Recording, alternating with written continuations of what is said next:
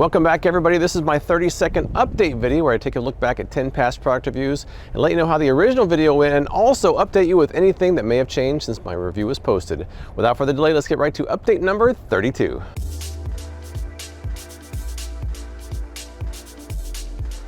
Number 311 was the Ice Wizard, which was advertised as kind of a next-gen ice cube maker. It was one of those things that was going to work really well or not work very well at all. So let's see how it really worked in the original review. There's kind of a lot of instructions for an ice cube maker. I already see water dripping inside. That does not bode well.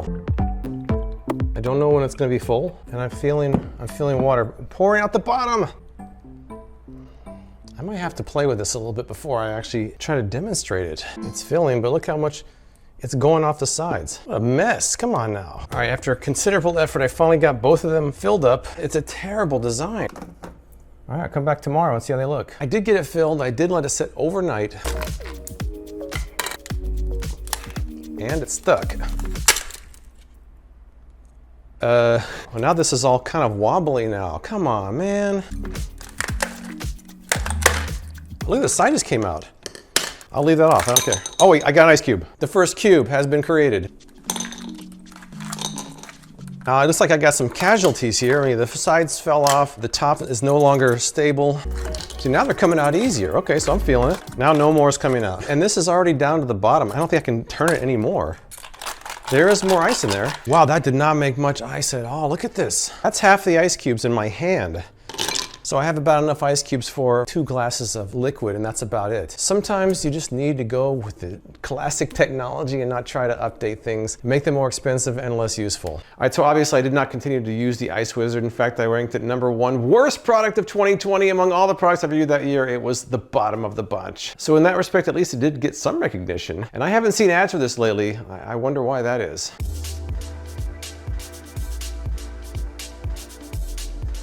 Number 312 was the Always pan. This is a $145 pan, very heavily advertised on social media. I have continued to use this since my original review, but let's first take a look back how my original test went. Always pan has a non-toxic, non-stick ceramic coating, curved wooden utensil that can also be used as a spatula or a spoon. Stainless steel steamer basket, aluminum body that delivers even heat.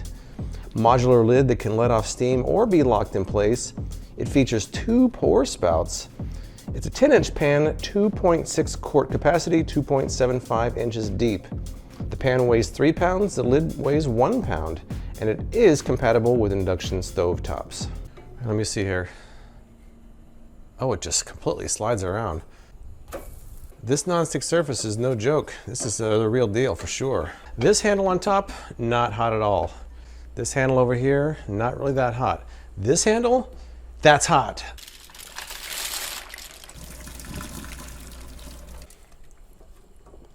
All right, this came out pretty good. All right, here we go. This has been sitting for a while. All right, I think cleanup went quite well. Now for the big test, will these caked on beans come off easily? Cleanup was pretty quick. I wouldn't say that took me a minute or so. All right, I think my ground beef is done now. I have these spouts I can pour out the grease. Doesn't look like the nonstick surface is having much problem with this. It's coming right off. All right, starting to boil. Let's add the broccoli. I think that's actually quite nicely steamed. Before I flip it, let me see how well it slides around here. Oh, no problem. To me, this feels like about a $60 pan with a $145 price tag. All right, so I would say the Always pan has held up pretty well, and I've done my best to take care of it as well. Taking a closer look after a year of use. The spoon is not something I use very often. I do store it there though, but I use it occasionally, but not too often. The steamer basket, I can say I pretty much never use this one. I don't think I ever used it past my review. I just didn't find it as useful as I hoped. The surface of the pan is actually quite nice. Look at that, it's brand new still. And the bottom, this is the one thing I was concerned about. It doesn't look great, but that's something I kind of knew going into it was gonna be a problem. So overall, I think it may not be quite as versatile as they want you to believe. It is kind of expensive, but I do think if you get one, you'll probably like it.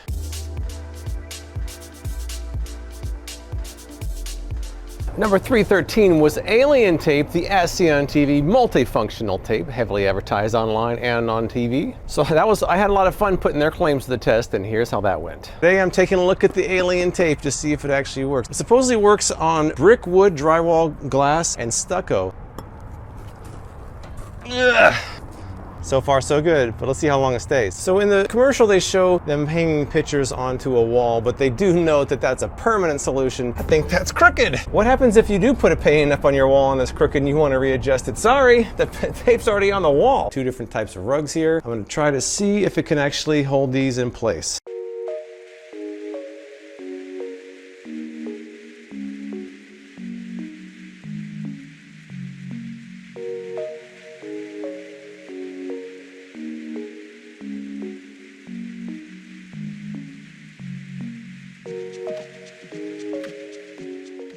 It fell. It lasted an hour and ouch, that's hot. That's hot. That lasted an hour and 45 minutes. Can't reuse that, it's stuck to the wall. Oh. Hopefully this comes off the iPad too. And there we go, all right. Came right off, no problem. Oh yeah, it is taking paint off. All those streaks were not there before. I would say that it pretty much went exactly as I expected, which is not good. This is not as reusable as they say it is. I'm calling it right now.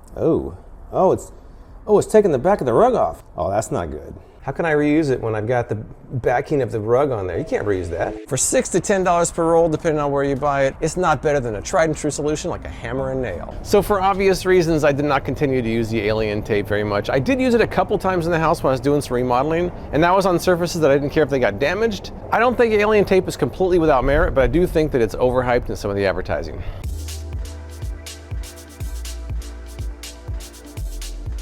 My 314th product review was a collection of ASEAN TV tactical products. The TAC wallet, the TAC amplifier, and the TAC pen. Before I give my update, let's take a look back at my original review. TAC amplifier, the Bell & Howell, TAC wallet, and the latest edition, I believe, which is the TAC pen. So down here, we've actually got the whistle. Let me try it out. Okay, it works. It works as a pen. So that's really all the different parts you're gonna take off from the TAC pen. It's quite a bit. Whoa. TAC pen, TAC light. Gotta be gentle. All right, the TAC pen. Oh, ice got in there. Oh, but it worked. But honestly, it's not that bad. I can make it work. Oh, it's working, kind of. Look how thick that is. All right, does Velcro shut? Barely, it barely shuts. Let me stick it in my pocket. Feels pretty thick back there. Even still, I'm having a hard time getting the card out. And then to close it, you can't close it with one hand. I mean, you have to use two hands to close it. We've got our bow and arrow. We're ready to shoot the TAC wallet and see if it can actually hold up. Oh!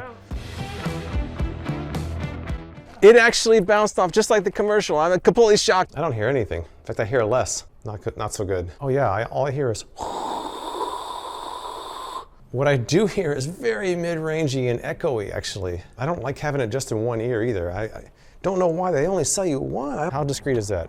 Is that pretty discreet? I think I figured out a way for you to hear what I'm hearing with the TAC amplifier, because I want you to hear it. I sound like an old school radio announcer. Hello, ladies and gentlemen. Welcome to YAWN Radio 1942.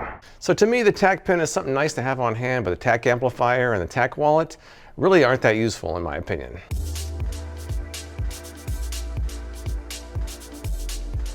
For number 315, it was a collection of 4 interesting drink gadgets. One of them I still use, but first let's take a look back at the original review. We have the ASEAN TV Magic Tap. Next up is a beer chiller stick. The Tappy from Dream Farm, Chill-O-Matic. It's holding it. All right, so we're gonna slide it in there.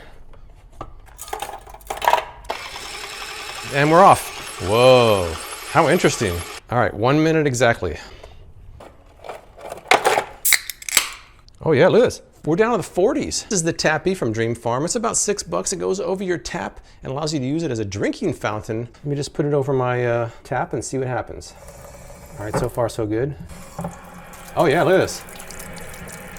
Some people said you could just push the bottom like this. Oh yeah, that's kind of fun. Yeah, it's not going to fit on this particular tap. Well, that handle is very loose. Look at this. Insert the Magic Tap into the apple juice. And this just kind of rests on there, I guess.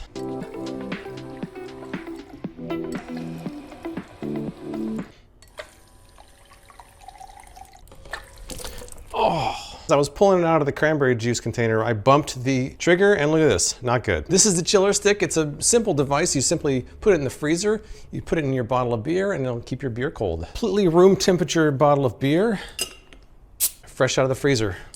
There we go. Well, I mean, it cooled it off a little bit. 58 degrees. Now for the non-chiller stick, 62 degrees. It's not really that much of a difference. So the one I've continued to use surprisingly is the Chill-O-Matic. I wasn't sure I was going to use this one, but it actually has kind of come in handy quite a few times. Probably about 2 to 4 times a month I pull this out, so it's been more handy than I thought it would. I would say by now the motor's starting to not seem as strong as it was originally, but it does still work. I'm kind of curious if it's going to work with one of these brand new Coke Starlights, which is a small can. But let me see if it works in the Chill-O-Matic because it's a smaller can. Step 1, attach it to the suction cup. Step 2, lower it into the unit. Step 3, add some ice cubes. Cover it up and hit the button. It's kind of flopping a little bit, but maybe not too bad. Here, let me take this off. I think it might work. Uh-oh, that's not good. Actually just plopped right off of the suction cup. That's not good. The soda was cold and it didn't explode, so I think that in this case, the Chill-O-Matic still works after a year.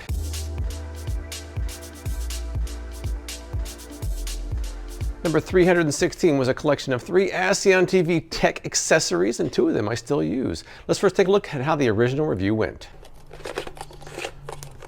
All right, I guess that's not so bad. Maybe a bit gimmicky, maybe. Camera batteries are charging. This shelf is really sketchy. That doesn't go in all the way. That's probably close enough. Those wires everywhere. I guess just because you can use 10 things doesn't mean you should. Close the cradle around your phone like that. You push this button to release it. It can rotate this way, it can rotate this way, and it can rotate that way. All right, I mean, it seems pretty solid. I just wish I could tilt it down a little bit more. That would be ideal from where I was sitting. It's holding it. I think that other holders would have probably fell right out. So, I mean, it seems to hold it pretty securely. If it holds this one, then it's gonna hold anything out there today. Yeah, I mean, it's holding it. Here is the power pod, and down here I've got an iPhone 7 Plus with a battery at 10%. Let's plug it in.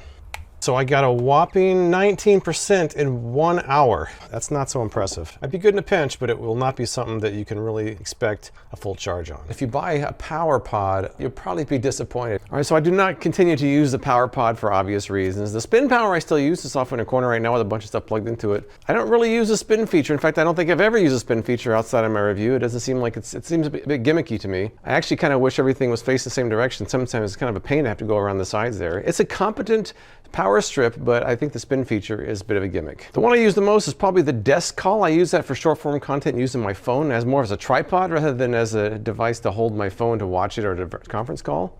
Check this out. Sometimes when I want to film a close-up with my hands, instead of dealing with a tripod and one of these things, I actually use a desk call. This is more for something like TikTok or Instagram Reels. Put my phone in there, then I can do a close-up with my hands. Now it's a bit close, so I tend to put it up on a box. And then if I want to film something for a vertical, like a TikTok or something for my phone, it actually works well for that. So that collection really had one I don't use at all, one I still use, but I don't use the main feature of, and one that I use on occasion.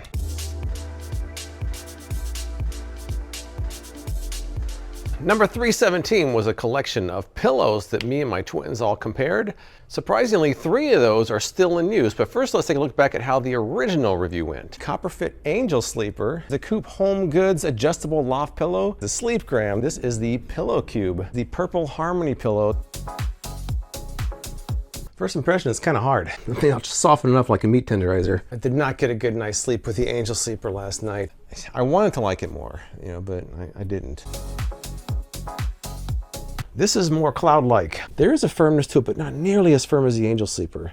I'm gonna take about 25% of this filling out. That's already starting to feel like the thickness that I like. This is the Sleepgram pillow. It's the second of 2 adjustable pillows that we tried out. Look at all this. That's one pillow. How is another insert gonna fit in there? All right, Sleepgram with both inserts. No way. I feel like my head is almost at a 90-degree angle. It doesn't even look like a pillow. It feels pretty hard at first, but then your head just kind of keeps sinking. I don't know, my head is still slowly sinking. And this seemed like a little bit too much like one of those ice shelves in Antarctica. I felt like I was sleeping on a log. So I kind of preferred it, honestly. I didn't like it. I did not like the pillow cube at all. Their website says the greatest pillow ever invented. I can bounce off it like a trampoline. Oh yeah, I think I might like this one. I do love this pillow a lot. I found it was the only pillow that I was able to sleep on my back with. As soon as I laid on it, I liked it. Okay, number 2, purple, and number 1 is coupe. Okay, number 2 is the pillow cube, and number 1 is the purple. So for me, I'm gonna say number 1 is the coupe, and number 2 is the purple. The 3 pillows that are still in use are the Purple Harmony pillow, the pillow cube, surprisingly, and also the Coupe Home Goods. So let's take a look at these. Now, this is the Coupe Home Goods my son has continued to use. From what he's telling me, this is kind of flattened a little bit over time, which he actually preferred. He hasn't had to really fluff it up in the dryer too often, but overall it looks really nice. No major wear and tear. It looks like there's still some use to be gotten out of this one. Purple Harmony pillow, still looking good. Still looking pretty good here. No real updates other than the fact that it's still performing pretty much as it was on the first day, so we're pretty happy with that one still. The pillow cube is not really being used as a pillow, it's being used more as a cushion behind the back. But for that, it's worked quite well. It's so rigid that it actually works well in that particular capacity. It doesn't look like it's changed shape at all over the past year, even though it's being used as a cushions. It was a pretty good collection, and I'm kind of happy that 3 of the 5 are still being used.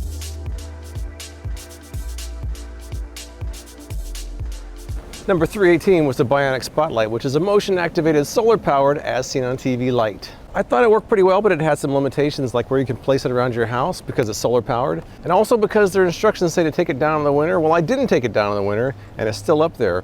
When it gets dark tonight, I'll show you how it's holding up, but first let's take a look back at my original review. As you can see from the packaging, we've got motion-activated up to 25 feet, solar-powered, weather-resistant, eco-friendly, ever-bright in 2016, Sunblast in I think 18, Bionic Spotlight in 20.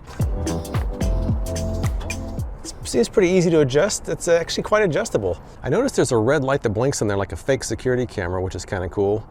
I mean, it's kind of bright. I'm exactly at 25 feet now. Oh, there you go, okay. First up, I'll show you the Bionic Spotlight with the Sunblast on low, which is right here. And now what I'll do is I'll show you the Bionic Spotlight next to the Sunblast on high, right there. Standing right below it, and you can see it blinks. There's a red light that blinks. And a car just drove by, and it came on. The 2-year-old Sunblast is on high, is about as bright as the Bionic Spotlight, which is brand new. And as with other solar lights, you're a bit limited as to where you can place the Bionic Spotlight. Well, I can't really put it in here because there's no sun right here. There's nowhere to put it over here either because this side of the house is in the shade almost all day. The back of my house faces north, so it's in the shade almost all day. I can't really put it back here either. It'd be hard to find a place by my front door to put it because my front door is in the shade too. Not to mention, there's also the problem with the wintertime when you actually have less daylight in general. All right, so let's head outside and see how the Bionic Spotlights held up after 1 year of use. All right, so there it is next to the Sunblast. I have them both on right now, and the brightness looks like it hasn't really dimmed too much in the last year. Even though it's kind of ridiculous having 2 of them next to each other, I've just kept them up there over the last year. Even though you're supposed to take it down in the winter and I didn't, it's held up quite well.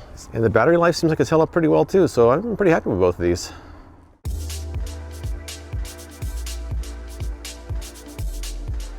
Number 319 was a collection of kitchen gadgets, one of which I'm still using to this day. But let's first take a look at how the original review went. Reusable toaster bags. Got my 2 bags here, my buttery bag and my non-buttery bag. Well, it does fit, the bread fits. Push that down.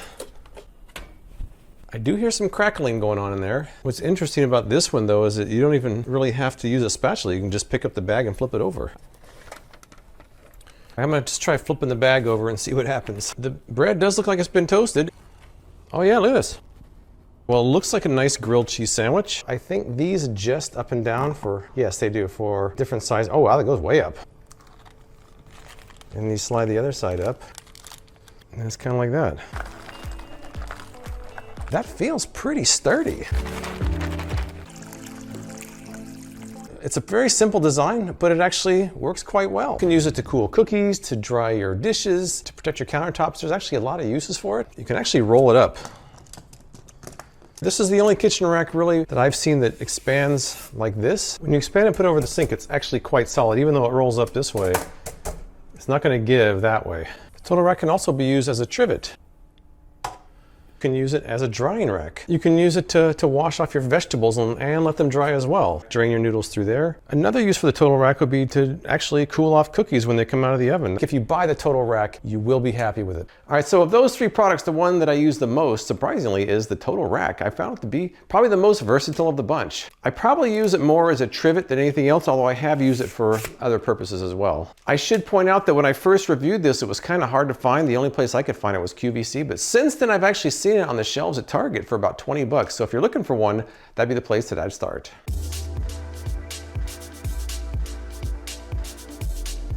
All right, number 320 was the Tenikle, which is this kind of weird octopus looking phone mount. I think this was also on Shark Tank. Let's first take a look back at how my original review went. Oh, that's on there. 3 suction cups is actually pretty solid. There must be a better way. Let me try the other way, hold on. Whoa, there we go. That's kind of different. It's pretty unusual and it actually feels pretty solid. They were showing it kind of like this. Then the phone was kind of like that. Yeah, that's not a configuration you can attain with most phone holders. If I'm driving, it'll be very bouncy. It's a bit bouncy. I'm not sure if it's too bouncy for filming or not, but I don't think it would be too bouncy for GPS. Once again, there is a shakiness to it, but it also seems very solid. I mean, that's not going anywhere. You're a little bit limited as far as the angles when you have the clip on there. Pretty confident that's not going anywhere. It's on there, it's solid. It's really gonna depend on what surface you put it on. This one I thought was gonna work, but it didn't. Well, that one feels definitely much more solid. I think if you have a combination of a smooth surface and the smooth back of your phone, whether it's through the case or no case, the Tenikle is going to impress. On a non-smooth surface or a non-smooth phone, the results will be a little bit less impressive. All right, so the Tenikle, I'm a little disappointed in the Tenikle. I mean, because I really tried to use this after my review was over. I seemed to strategically place it around different places, hoping I would reach for it. I put it in my backpack, in my car, in my studio. With all my other camera equipment, I just never really reached for it. I always end up reaching for a small tripod or other things. As much as I wanted to like it, I just never found a use for it outside of my review. So I'm glad I tried it, but it really wasn't for me. All right, so I'd say of this batch of products, the ones that are used the most would probably be the Purple Harmony pillow, the Coop pillow, and probably the Bionic Spotlight. I would say the worst of the bunch is still the Ice Wizard. Well, I'll be back in about another month or so with my next update video. Until then, I appreciate you watching, and I'll see you next time.